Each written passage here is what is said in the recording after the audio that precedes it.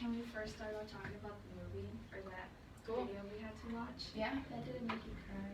It yeah, it got me at the end with the father seeing his son Jason graduate because it just reminded me of my dad.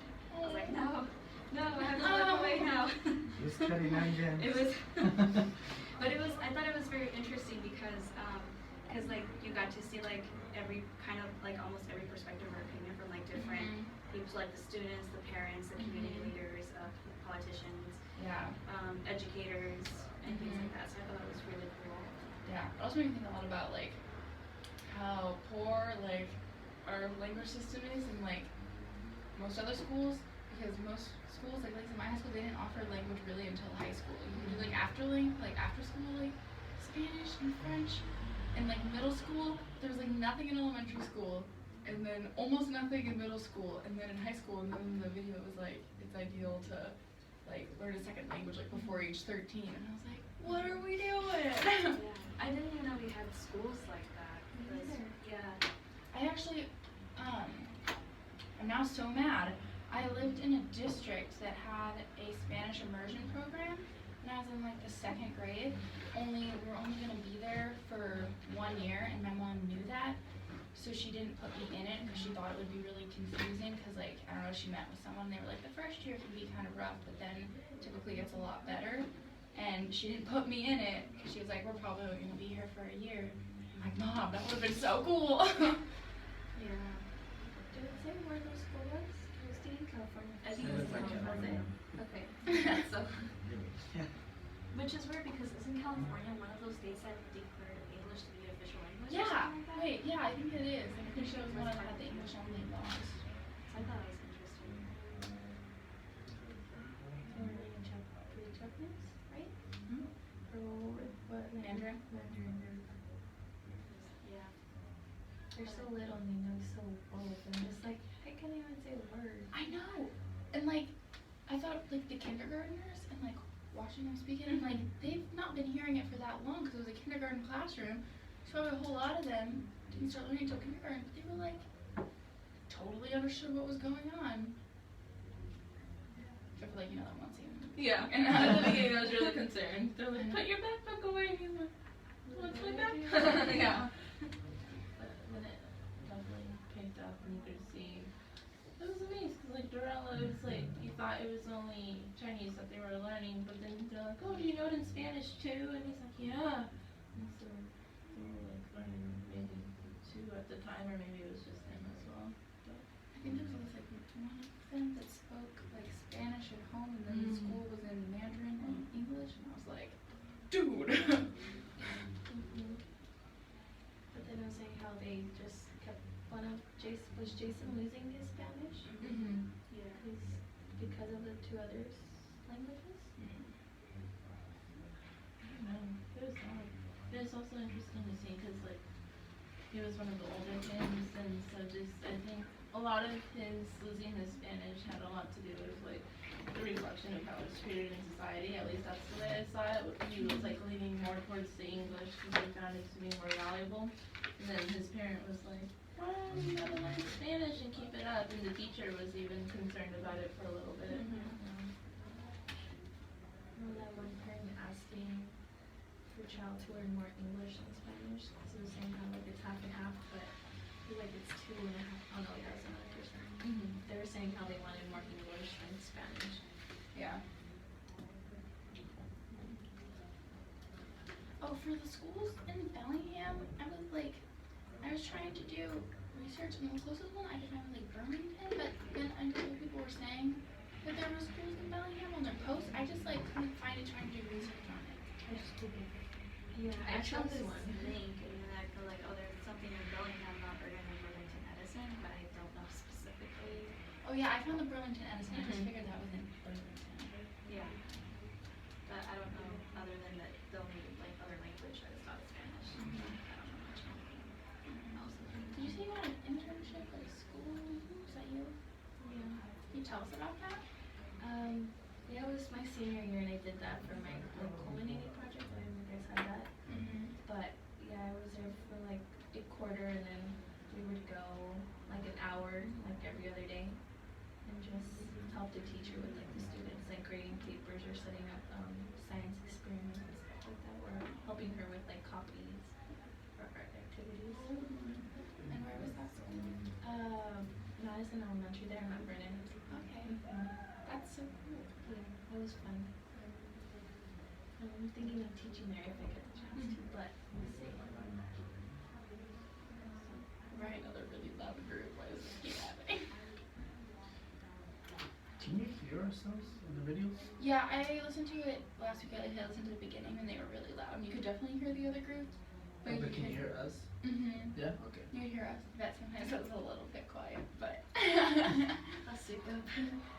most of the time it's totally fine. So Alright might be then, a I was little just loud. wondering because all the noises and Yeah. but if you can hear us, you can hear us. So.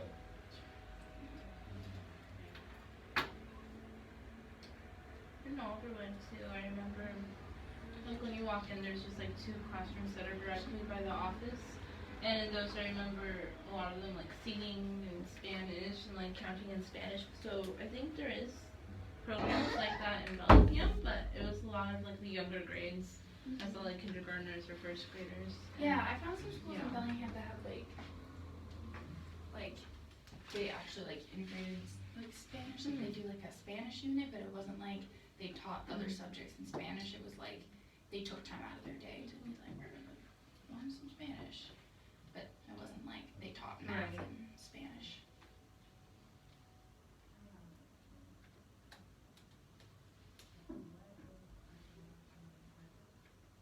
It also like made me think about wow, that video's loud. Okay.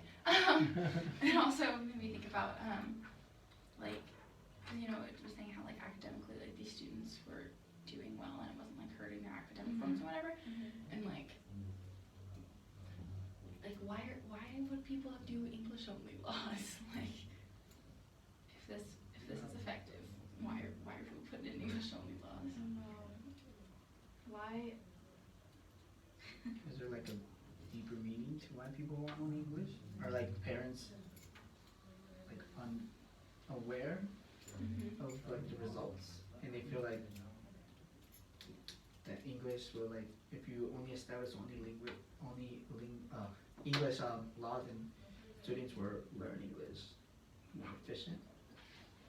But you have no idea that it makes no effect whether or not They're just unaware unaware. of like what of the benefits of knowing more than one language can provide for students. I feel like it could also be for some people different.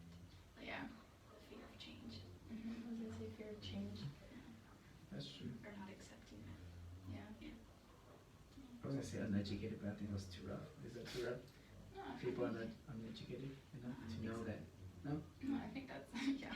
the benefits of it. Mm-hmm. Or if it doesn't do, and if it's just the same but has that chance to benefit students, then why not apply it? Maybe we write that down as a money question because then we can get more info on it too. No, you don't want that money question? Fine. I totally did. I can't see that far out. What would Maybe you would, It's a good question though because like we know that we think it's great to know more than one language and like the immersion program, bilingual stuff. And it's kind of hard to believe or think that there's people that don't see it as Go with that song. It was about. Yeah. Oh my gosh. I was like, what? I know. So I guess like also I don't know like I feel like how we can't believe that there's people out there that don't think that just think differently. I don't know. It's kind of hard to explain, but Yeah. what was the song? It was like in the. It was like they showed a short clip of it like towards the beginning of the movie thing. it was like on YouTube and it was the white lady singing about like talking about English. She was like basically mad that there were signs in other languages. Yeah. Or for like for Spanish, please press 2. It's like, oh, it should only be in English. She was like, Why do I have to press 1 for English? and everyone should speak English.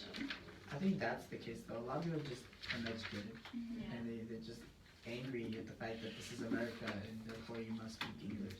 Or not open-minded. Yeah, Open-minded, yeah, there you go. open-minded. Maybe that's also good. feel like there's research, there's like even it says like there's companies looking for people that know them more than one language. Yeah. It's like so what if like there was someone trying to inform those people that don't believe in the bilingual education? Like, what if I guess it just depends on that person that they're trying to inform, like whether they're gonna actually listen and try to understand or just ignore it completely. It's hard. It is very. I feel like we're also like not extremely, but like really open-minded Yeah. to the fact of other languages. Because if an American that speaks only English went to Mexico and then started saying, "Why are you guys only speaking Spanish? Let's speak English." How would that sound to the Mexicans that are in Mexico? Like, can you repeat your question again? Right? Like I'm not saying I like that's what I. Oh, yeah. You get me? I'm just. It's like a thought. A thought that we like are so open-minded. I think that's why people are just not as open-minded, because they feel like we're coming here and then trying to enforce like, oh, let's speak all these different languages. But it's like the same realization that if an American would go to Mexico and be like, why are you guys only speaking Spanish? Just speak English. Yeah. I could say that's like also a very good question because, but then when you think about it, like, How would those people react though? I feel like, Whoa, you're coming into our land. This is yeah. you spoke Spanish for like forever. Why? Also, the U.S. doesn't have an official language. Yeah. Like even though That's it's what- English, because we Does only have Mexico have I one? don't know. Like a lot of countries don't. Yeah, not all our countries. But like also the thing is like, if we were to go to Mexico, I feel like people are maybe a little bit more accepting because they see the United States differently than the way that United States people That's see true. Mexico. So But I mean, there's- but yeah. if you were to go to like maybe somewhere Else. like Europe, maybe I don't know. You know, Or like if something you're like, they're all learning a like bunch of with languages French or too. something. But I feel like, yeah, I don't know. I don't know, I'm just like putting in perspective. Yeah, like, no, the I whole like, understand. I think that's why a lot of people are just like only English, you know.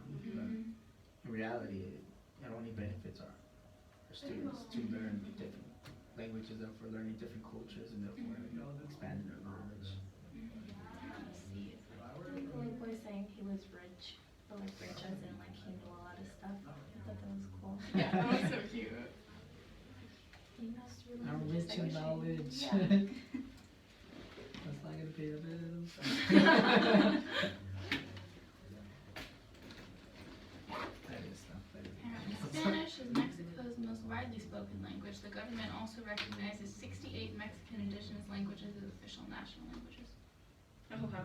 That's a lot. That's Probably just a lot of native yeah, languages. that's a lot of different stuff, yeah. So there's 69 official languages in Mexico. Yay! Alright. Are we good with the video? Or still wanna talk about the video? Cause we have those the Washington laws, right? We have to talk about and then. Did anybody else like look at the documents that were about like repealing No Child Left Behind and all that stuff? Was that? It wasn't like required. It was just like here's some resources Yeah. like underneath. There's a lot of resources. I clicked on some of them because they were like short, easy reads, and it was like interesting because I feel like I don't know enough about educational policy. Right. But it was like you know, No Child Left Behind was only like technically in place until 2007, and then like Obama tried to put new stuff, but they wouldn't. Congress like wouldn't vote on it, and so which I like kind of knew, but I didn't like. I knew there was weird stuff with it, but I didn't know exactly what that was, and so now it's like states can get waivers from like No Child Left Behind if like they come up with their own plan for how they're gonna measure like student success and whatever. And it's in like 41 states have come up with plans and they have waivers from No Child Left Behind or something like that. It's interesting. And now I'm like, I feel like I need to read more on this because I don't really understand. It's like I know enough to be like, Just I'm confused. It's not this one, right? This was just. No, it was just like in one of them on like this session 8. They just like had several like things you could click on listed below.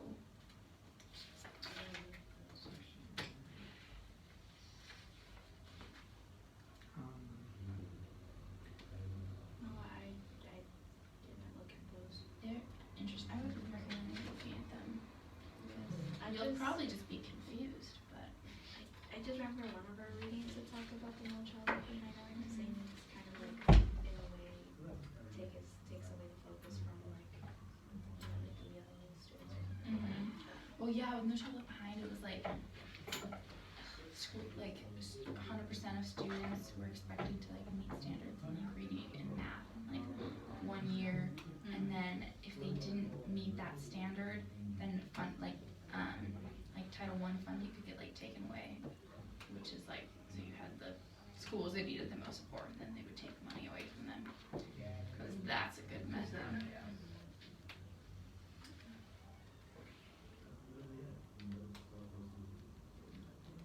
So what do you propose, Brooke?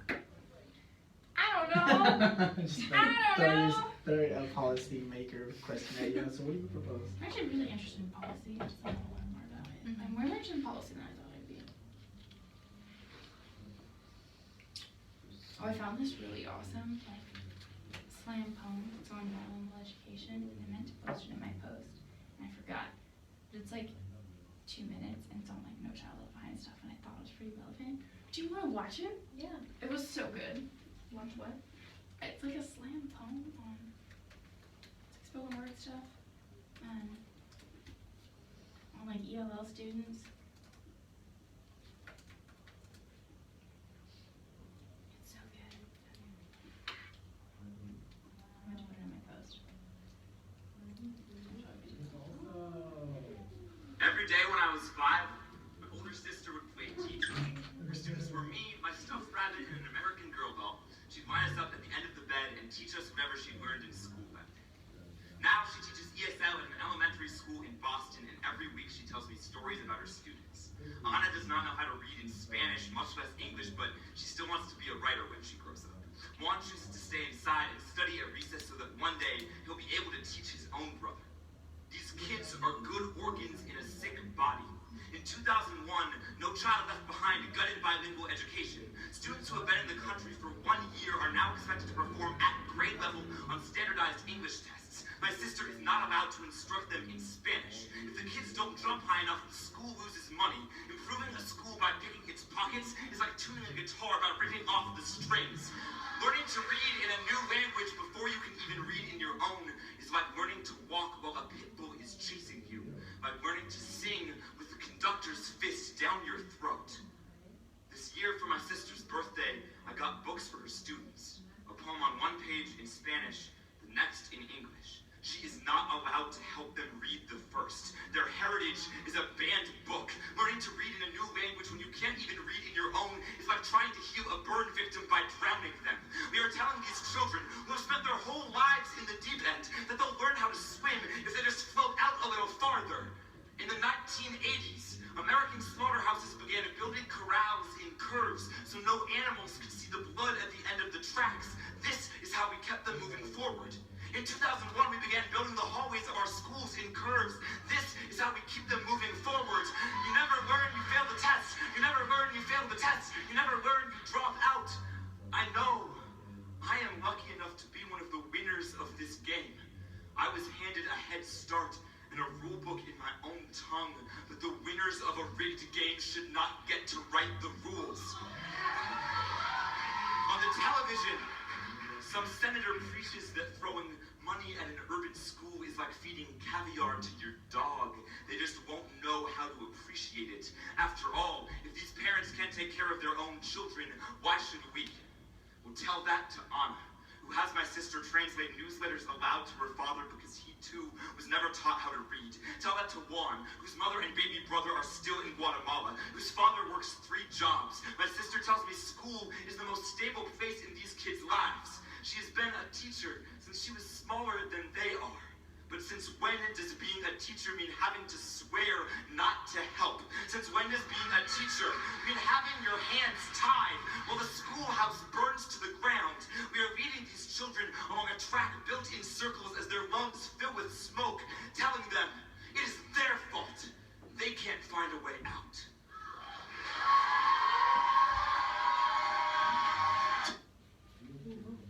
What? Every day when I was 5, my older sister would play teacher. Really, really good poem. I know, I thought it was like my cousin Georgie, and I was like, whoa, this goes my class so well.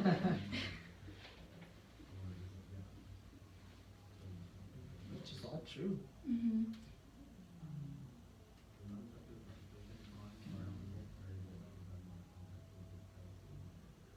Where do we go from there? I don't know, I feel like, because like for this discussion it was more like talking about the terms, but we had to do almost all of them. Mm-hmm. Yeah. So it's kind of hard to Each of discuss us, something. yeah, come with a new discussion if there are Unless things to we say. have questions, but I don't really have questions. Maybe we could like just talk about the laws. Different laws. Mm-hmm. Yeah, no, it was a lot of terminology. Mhm. And this one, I guess something like I found interesting, some people's thoughts on, is like, you know, it talked about the process. Like, you know, you're supposed to provide one of those like 5 options, but then if you can't do any of those, then you can get like the I don't know, was it a waiver or It's like an alternative Yeah. instruction plan. alternative instruction program?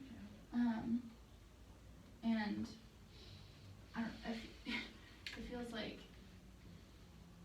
I don't know, it feels like they have 5 different options and they're still like, and here's a, Yeah. you're still allowed to And not do you're any still- of yeah. these. Like, I don't know what my question is, but thoughts on that? That is interesting.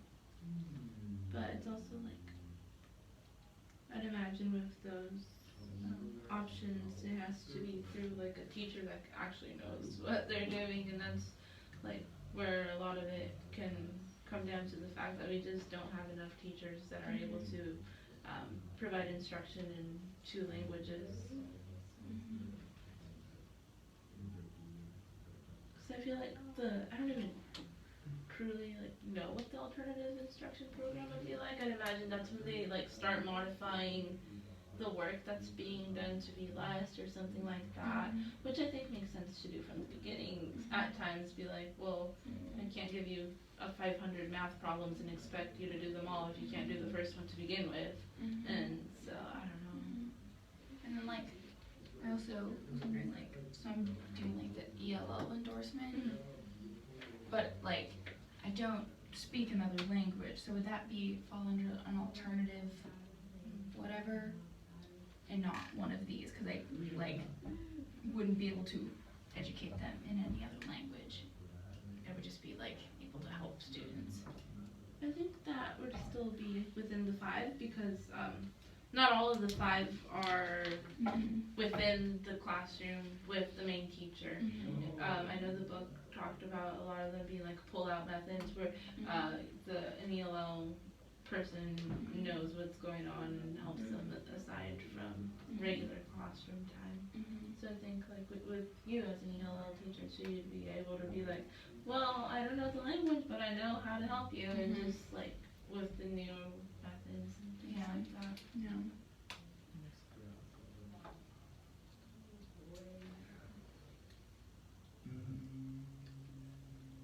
What are your thoughts on like the alternative instruction plan and the 5 different programs?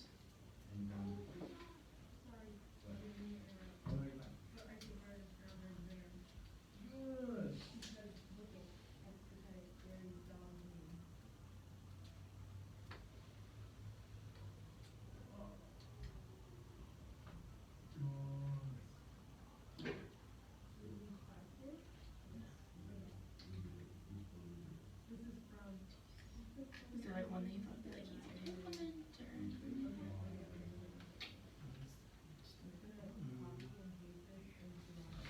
Well, just basically definitions that we all kind of have the same definitions of. Because I'm just thinking like taking it beyond the definitions and more like how you think that would look in a classroom. This is more what I'm asking. Like, what do you think would be easy to implement? Not like what they are, but like when would each one be effective? Which ones did you like? How would you see it being used? Well, from what I have on my notes, I have here that the sheltered instruction, it says, I remember reading like here in the state, this approach is mostly used with middle school and high school ESL classes. So I thought that was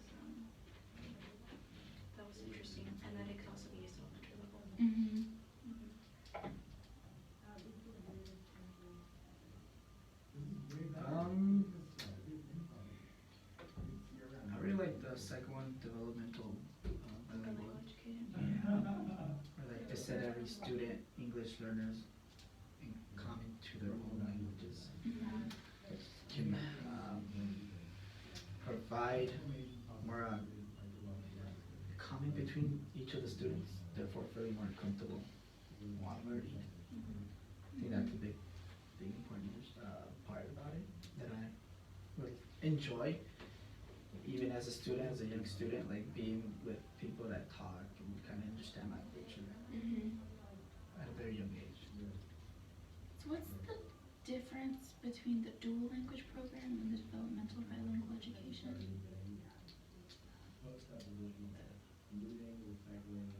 The dual is The dual is like double English and Spanish, right? English and Spanish. One half of the school day it's like English, and then they from my experience they go to the other class where it's just English. Oh, and then okay, so that one's, I missed that it was all in their native language. Okay. And they both have educators that can teach, right? Both language. They're all bilingual. Yeah. Yeah. Okay. Or is the dual language program have two different instructors? Two different. Well, from my experience, it was like two different teachers. Right. One that was specialized in English and one that was specialized in Spanish. Yeah, and in the video, the teacher that taught in Chinese, she talked about how, like, even though she could speak English, she didn't speak English around any of her students because she wanted them to associate her with, like, only Chinese, and she was like, if they knew that I spoke English, then they would, like, want to talk to me in English and they wouldn't have that motivation. So since they all think she only speaks Chinese, they, like, try to teach her English and stuff.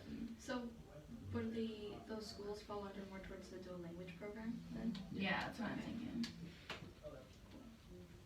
That sounds good. Yeah, I think that's the big difference.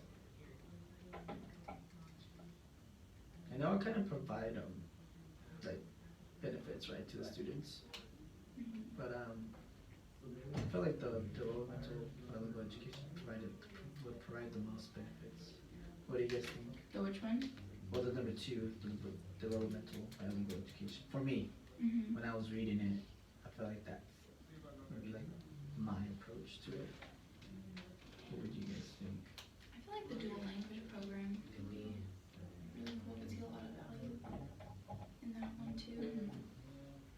Because why not learn Why not? another language? I mean, all of them are beneficial, right, to the student. I just felt like some is just like, I feel like some kind of fall into the other categories as well.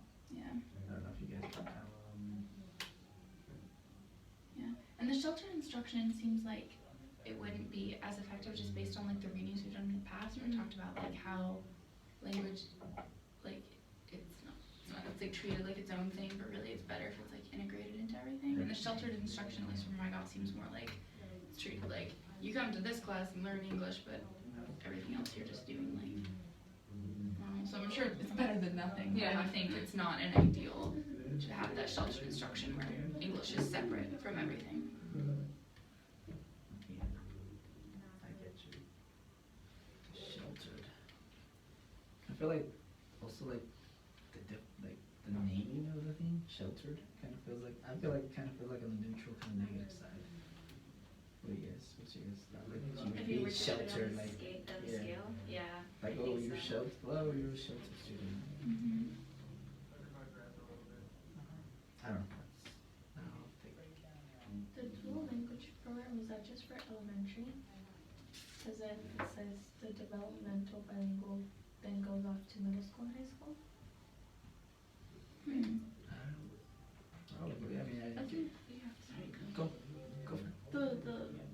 The wording in this one for it being dual language program, this is all part of like transitional language, bilingual education, and so they'd imagine that once you're already out of the elementary, middle school, you're done transitioning, even though obviously that's not the case because like the immersion schools that we saw, although they follow the dual language program type, they're called immersion schools as opposed to the dual language program, because they're offered to a lot more than just ELL students.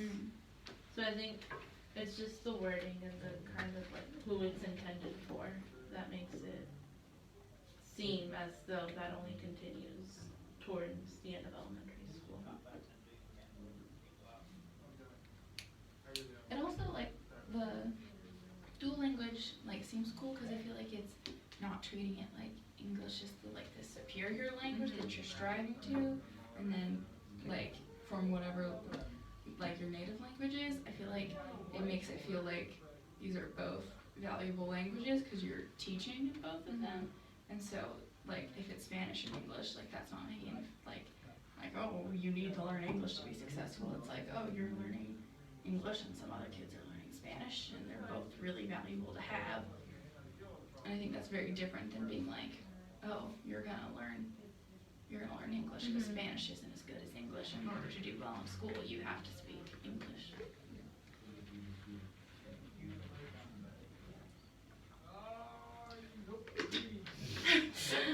All right.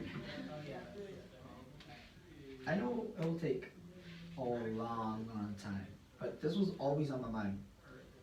To have a school that students can speak both fluent, like in 2 languages. Like you have, like the same options you have for English classes, you have for Spanish classes, and you guys can like oh, I'm taking like math. Oh, what? Like, oh, I'm taking math and Spanish. Oh, cool. Or math and I don't know if you guys ever thought about that, but I feel like that would be so cool to have a school just That sounds pretty interesting. like all students, like there's no like one language is dominant over the other one, where it's just both languages are just like used, and everybody like just how we're talking in English, we can easily just like stuff in Spanish. So like if you were to like, you know, look at when you were for the following years, let's say you were like a junior or senior, junior not a senior because you're graduating, but like you were to select, okay, so I need math 1 and I have the option to take that in English or in Spanish. Yeah, But like the same content, just different language. I think that would be awesome. that would be awesome, right? Yeah. Or history in Spanish, or Yeah. That'd be really cool. and it wouldn't matter because you were fluent in both. I'm obviously it would like it would take it would be different, but it would be cool to me. Also need so many educators that are Right? can Different speak both cultures, languages. Yeah. Not just a bunch of white women. Kind. They're kind. Well intended. They're kind, okay. But yeah. A little bit off topic, but I just thought it was cool. Totally on top. You can dream, Orlando. Or make it happen. 20 years from now, like the founder of the first school. Do it. Imagine. Another thing we can talk about is we each had like a part to do, right? One of the questions. Right, like A, B, C, D, E. What you guys got for those? So, oh, go ahead. You go. Oh, okay, thank you. Mine was just about the application requirements. For the Title III application requirements, I'm not sure if I answered it correctly, but I just kind of talked about, well, first the school needs to have like an estimated number of eligible students if they, like if the school wants to receive money in order to implement a program. And then like what kind of program they want implemented, what kind of activities are they gonna use, and like a plan on how they're gonna improve and whatnot, and things like that. So that's just kind of what mine was about. One thing I wondered with that is like, where those, like, what they have to base those numbers off of, because then we talk about like migrant students and whatever, and then how that can like drastically change a population during the year. And so like where, like when they're saying how many students they're supposed to have, like when do they have to be like, this is our number? This is what we gotta be at. That's really interesting. Maybe we could ask that, because I feel like Yeah. that's not an answer we can like Yeah, write and that I down. wonder if like, I didn't look into it, but like, is there like a minimum? Like, you know, like, cause they're gonna receive funds in order to implement these programs. So like, does it depend on how many students are gonna be eligible for the program? Does it depend on how much, I figured that depends on how much funding you're gonna receive, but like, but let's say like if it's just a school that's barely starting to show increasing numbers, like let's say they've never had like ELL students before, but now they're starting to get like a few, and so they're doing this application. Like, will the thing like, I don't know, like. I feel like a few students do get funding. Yeah, like, do you guys get what I mean? Or, yeah. So I didn't look into it, but I thought that was. Can I ask, like, I don't know, everybody questions, I don't know, but like more specifics on the application process and how like migrant students play into it or something like that? I just know like they have to provide an estimated number, what program they want to implement, what activities they're going to use, and then like how they're going to improve. And then I think it has to get like approved by some people, and then it's going to give it back to them. And if they have like any corrections to make, then they have to fix them or something. And then these turn candidates happens. It's weird. I did describe the process of placing a student in a TVIP. And so it's kind of the same thing I did, I think it was last week or the week before, but they get like a home language survey that goes home, and all students or like their parents have to fill it out. And if they say they've that the language they learned first is a language other than English, then they have to be given the WELL test. Within 10 days of school starting, and with kindergarten you can like start doing that like in the spring before, but it has to be given within those like 10 days of school starting, and that's given each year until students are like transitional. There's like 5 different levels that EL students could be at, and once they reach transitional is when they no longer have to take the WELL test each year. But I feel like that's something we really discussed like in previous weeks. I don't really have any questions to go with that. But any thoughts on that? That's the one that I remember talking to you all about. That they told me to write long essays. Just write, don't give Just up. write, yeah, just write a lot. Okay.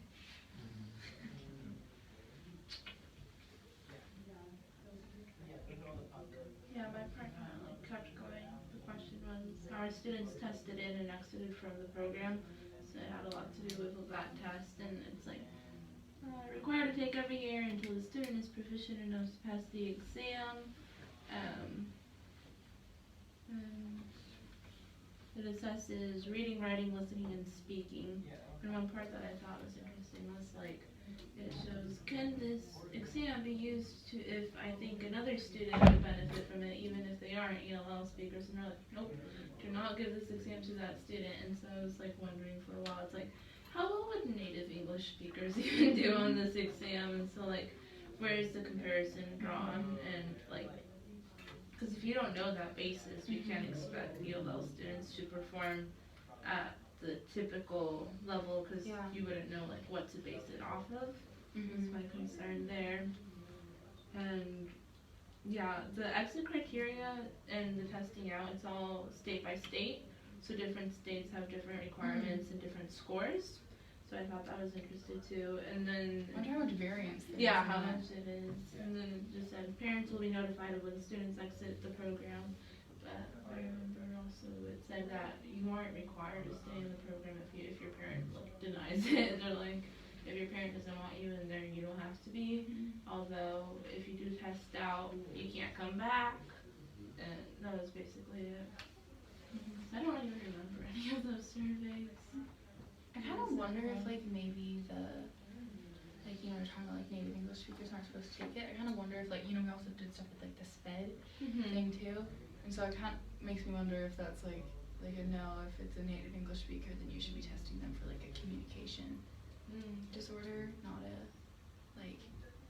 having them take a language test. So I wonder if that's kind of the reasoning behind it. It's like it's not a language issue, it's Right. another issue. If they're struggling with these same problems but English is the only language they've spoken, that's another problem.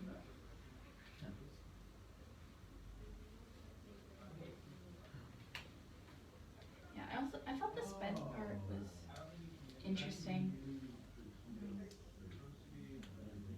Just when you we were talking earlier about like you need so many like qualified teachers, and I get how it can be like so overwhelming to have students that are behind and they don't speak English and you don't know what to do with that, and then they get put in a special education room even though that's not what they need. And kind of teachers just like put them aside Mhm. because they're not qualified or not trained to. Mhm. Like, I don't know, you can see how they could be having similar issues, but it's a very different. Different approach to Yeah, it's a very solving those, yeah. yeah, it's a very different cause too. Like, one's a language barrier, so using the same approach as like a student who has an actual like communication disorder, that's not going to be effective, and that's not going to help them.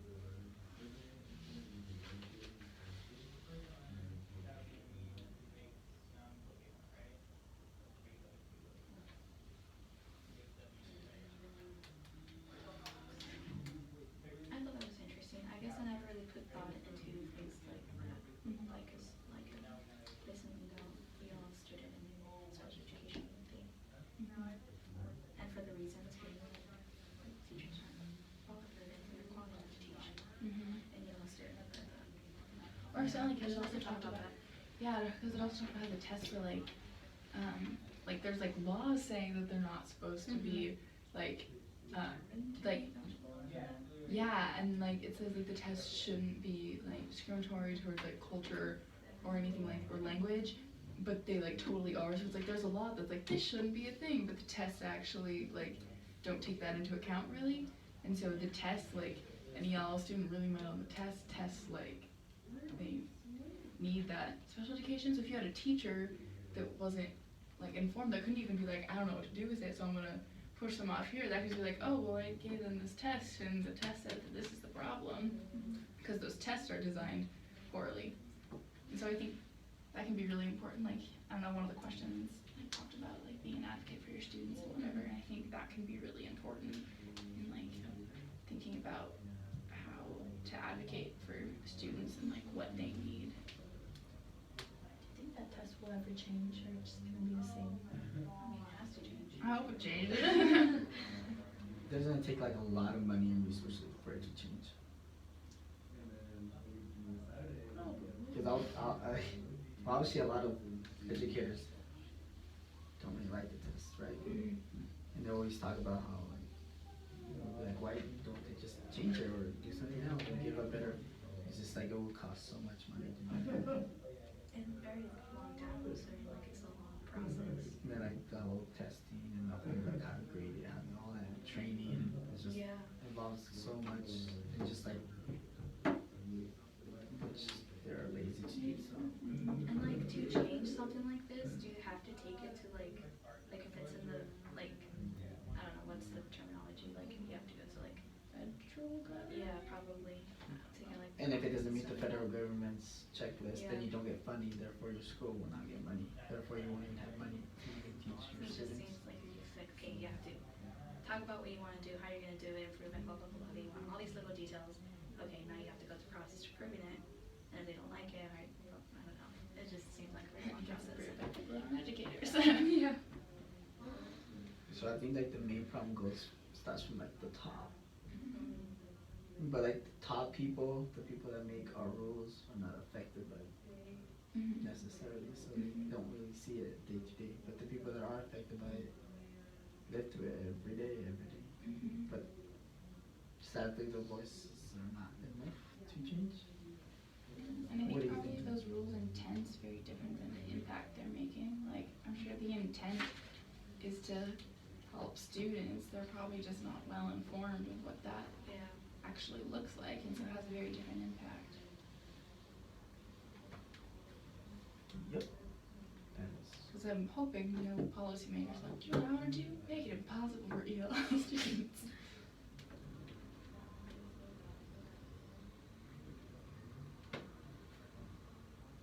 No, that's like 47. Hey, we're good on time. Yeah. We did it.